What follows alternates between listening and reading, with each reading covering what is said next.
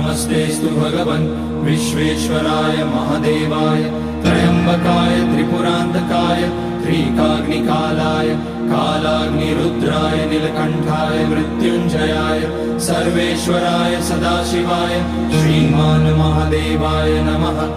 ॐ नमः शम्भवाय च मयोभवाय च नमः शङ्कराय च मयस्कराय च नमः शिवाय च शिवतराय च।